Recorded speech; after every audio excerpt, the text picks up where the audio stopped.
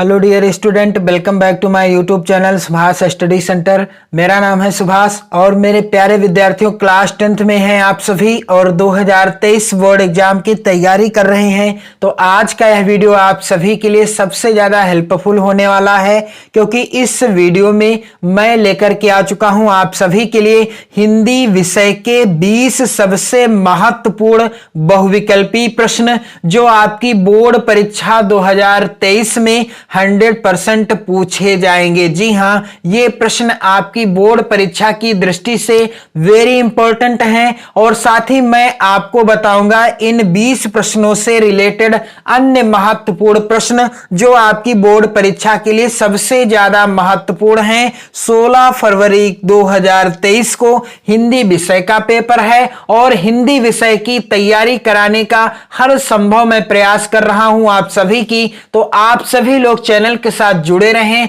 और यदि आप नए हो तो चैनल को जरूर सब्सक्राइब कर लेना, वीडियो को शेयर जरूर कर देना, लाइक जरूर कर देना। तो यहां पर आप देखेंगे आपके 70 नंबर पक्के हो जाएंगे बिल्कुल इस वीडियो को देखने के बाद, क्योंकि महत्वपूर्ण प्रश्न लेकर के आया हूं मैं आप सभी के लिए। तो यहां पर पहला प्रश्न है, निम्नलिखित कथनों में से कोई एक कथन सत्य है, उसे पहचान कर लिखिए। पहला है कथन यहां पर अर्धनारीश्वर के लेखक जयशंकर प्रसाद हैं। दूसरा है डॉक्टर रामकुमार वर्मा ख्याति प्राप्त कहानीकार हैं। तीसरा है त्रिवेणी रामचंद्र शुक्ल का प्रसिद्ध नाटक है। और चौथा है यहां पर अशोक के फूल हजारी प्रसाद द्विवेदी का निबंध संग्रह है। तो मेरे प्यारे विद्यार्थियों, राइट आंसर क्या हो जाएगा कि अशोक के फूल हजारी प्रसाद द्विवेदी का निबंध संग्रह है। यहां पर चौथा वाला विकल्प सही है, बाकी सभी गलत हैं।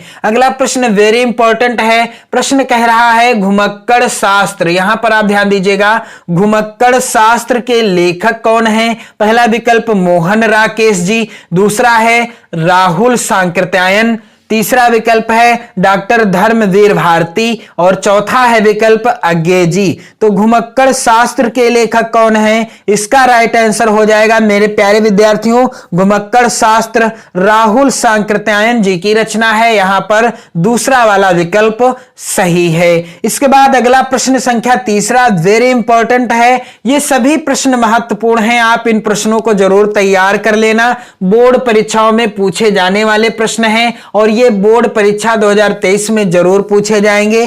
कह रहा है ठूठा आम किसकी रचना है? ठूठा आम के रचयिता कौन है? पहला है विकल्प भगवत शरण उपाध्याय, दूसरा है रामधारी सिंह दिनकर, तीसरा है हजारी प्रसाद द्विवेदी और चौथा विकल्प है महावीर प्रसाद द्विवेदी। तो ठूठा आम कृति के लेखक कौन है? राइट आंसर हो जाएगा मेरे प्यारे विद्यार्थियों, ठूठा आम के लेखक हैं, यहां पर आप सभी ध्यान दीजिएगा, ठूठा आम भगवत शरण उपाध्याय जी की रचना है। किसकी रचना है? भगवत शरण उपाध्याय जी की रचना है। और यह किस विधा पर आधारित रचना है? यदि प्रश्न आ जाए ठूठा आम किस विधा पर आधारित रचना है, तो उत्तर होगा कि ठूठा आम निबंध विधा पर आधारित रचना है। अगला प्रश्न है वेरी इंपॉर्टेंट प्रश्न है, पानी में चंदा और चांद पर आदमी के लेखक कौन है? पानी में चंदा और चांद पर आदमी के लेखक कौन है?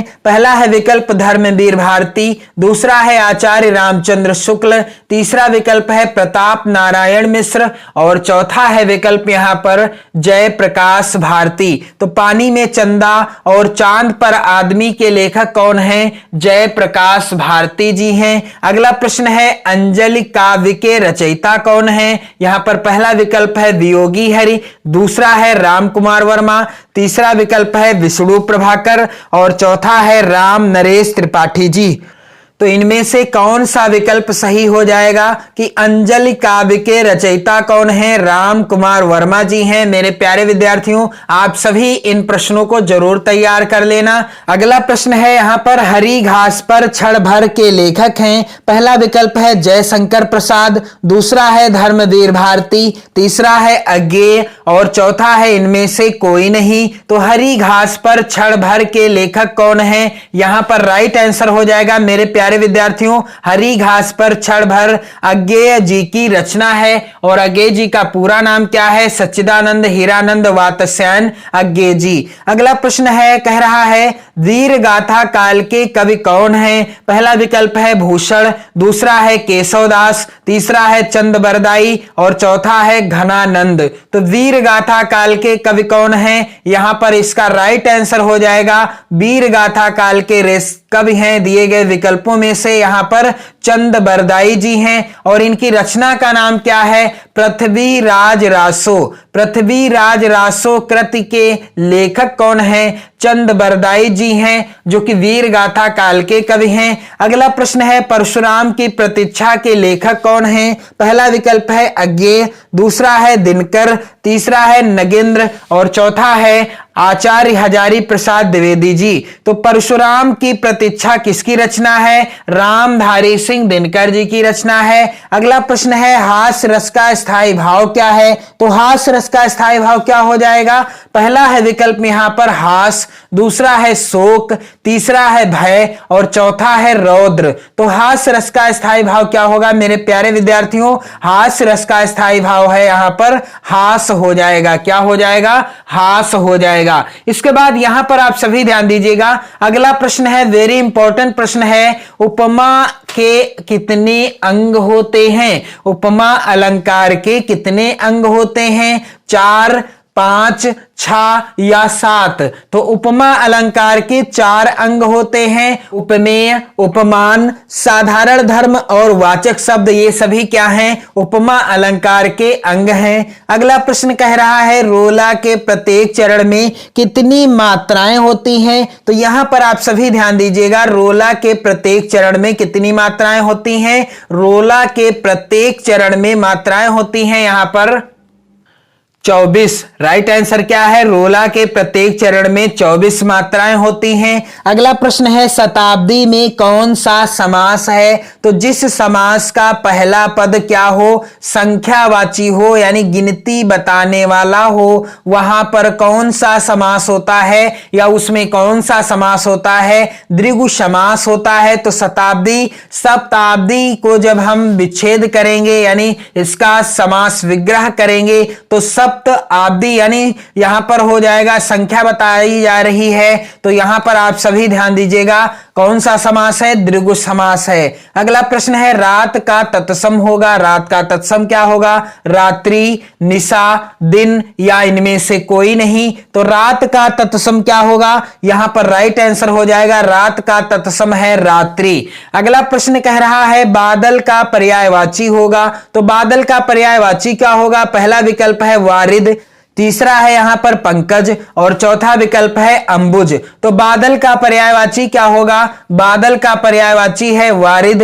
और अगला प्रश्न है गुरुवाह देशा में कौन सी संधि है? तो यहां पर पहला विकल्प दिया गया है गुण संधि, दूसरा है यड़ संधि, तीसरा है दीर्घ संधि और चौथा है वृद्धि संधि। तो गुरुवाह देशा में कौन सी संधि है? इसका राइट आंसर क्या हो जाएगा? यहां पर यड़ संधि है। प्रत्युपकारः में कौन सी संधि है? तो यहां पर पहला विकल्प है गुण संधि, दूसरा है यड़ संधि, तीसरा है वृद्धि संधि और चौथा है दीर्घ संधि। तो प्रत्युपकारः में कौन सी संधि है? यहां भी यड़ संधि है। राइट आंसर है यड़ संधि। अगला प्रश्न है संसार का पर्यायवाची क्या है? दुनिया, दूसरा है विकल्प विश्व, तीसरा है विकल्प भूमंडल और चौथा विकल्प है इनमें से सभी। तो संसार का पर्यायवाची क्या हो जाएगा? राइट आंसर है यहां पर इनमें से सभी, क्योंकि दुनिया, विश्व और भूमंडल ये सभी क्या हैं? संसार के उपनाम हैं यानी पर्यायवाची हैं। अगला प्रश्न है मधुशु शब्द में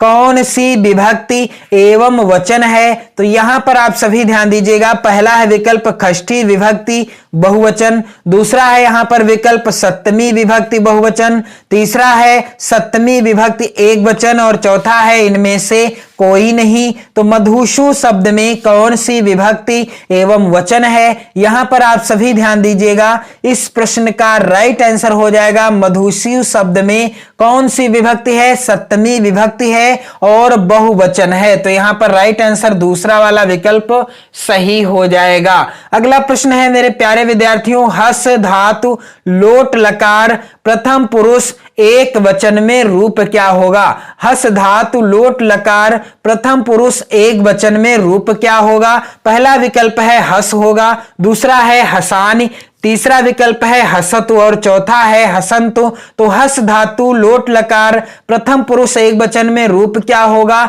इसका राइट आंसर हो जाएगा मेरे प्यारे बच्चों हसत हो जाएगा। क्या हो जाएगा? हसत। यहां पर तीसरा वाला विकल्प सही है। अगला और लास्ट प्रश्न है, पठ धातु लोट लकार मध्यम पुरुष एक वचन में रूप बनेगा, क्या बनेगा? पहला है विकल्प पठ, दूसरा है पठंतु, तीसरा है पठानी और चौथा है पठाम। तो पठ धातु लोट लकार मध्यम पुरुष एक वचन में रूप क्या बनेगा? तो यहां पर आप ध्यान दीजिएगा, इसका राइट आंसर हो जाएगा मेरे प्यारे बच्चों, इसका राइट आंसर है पठ धातु लोट लकार मध्यम पुरुष एक वचन में रूप क्या हो जाएगा? पठ हो जाएगा। यहां पर पहला ही विकल्प सही है। तो मैंने आप सभी को हिंदी के सबसे महत्वपूर्ण 20 बहुविकल्पी प्रश्न बताए हैं। आप इन सभी को जरूर तैयार कर लेना 16 फरवरी से पहले। और जल्द ही मैं आपको मैराथन क्लास देने वाला हूं हिंदी विषय की, जिसमें मैं आपको बताऊंगा क्या आप तैयार कर लें 2023 बोर्ड एग्जाम की दृष्टि से, ताकि आप अच्छा स्कोर कर पाएं, क्योंकि समय कम है और आप सभी को पढ़ना अच्छे से है, अच्छे स्कोर करना है अपनी बोर्ड परीक्षा में। पढ़ते रहें, मस्त रहें, स्वस्थ रहें। जय हिंद।